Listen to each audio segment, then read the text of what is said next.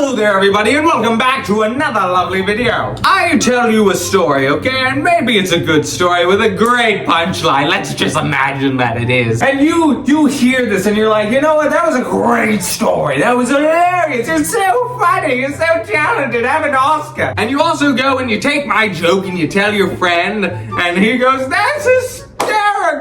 And then your friend of yours goes over to Home Depot and he goes and says, guys, I got a great story. And he tells the joke, but maybe one detail's off about it. And all those friends then go to their families and become the champion of Thanksgiving for that year by telling the story, but maybe they get one detail wrong. It goes further and further and further down the train until eventually it's not even the same story. It's totally different. The initial story was a battle between two kung fu masters as they battled for dominance to figure out who was the chosen fighter ready to inherit the scroll of knowledge and power. And now it's become a very cheap Bruce Lee comedy movie with Kevin Hart as the main antagonist. That as a movie premise sounds like it would slap to me, but that's not the point. They've ruined my story. My Oscar, it's all gone. It's now a glorified comedy. I think about this. I lose hours of sleep thinking about this, of how many stories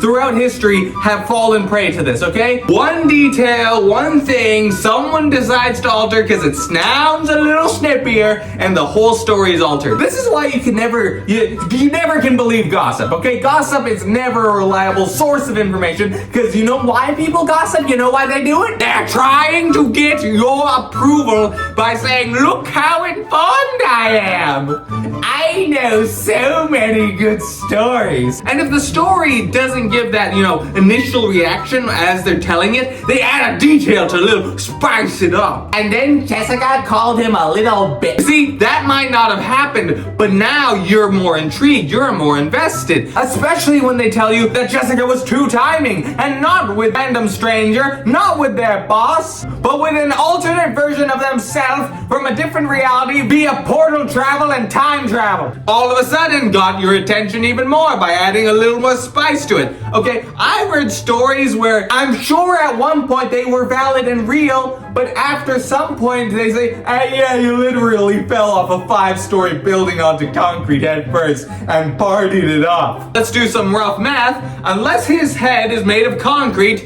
that's not real! There's no fudging way. Maybe 2 stories I can see it. Maybe even then it's a doubtful. Maybe 1. You start plugging in the math and you're like, I think this is the strongest person in the universe who happens to go to the same colleges as me and decide to kill his liver one night. Or you're lying. And everybody goes, it's a little white lie to spice up the story. That's how you get massive historical inaccuracies. Did Washington really chop down an apple tree and tell the truth about it? I don't fudging know. A story passed down from a story to a story to a story to a story.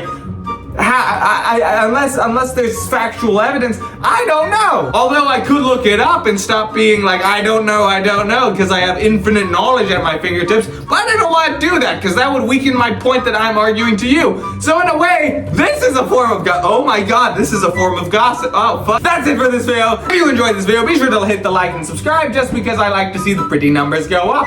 And if you have any other ideas on what you'd like to hear me talk about, please comment and let me know. Other than that, stay toasty and have a good one. Bye-bye!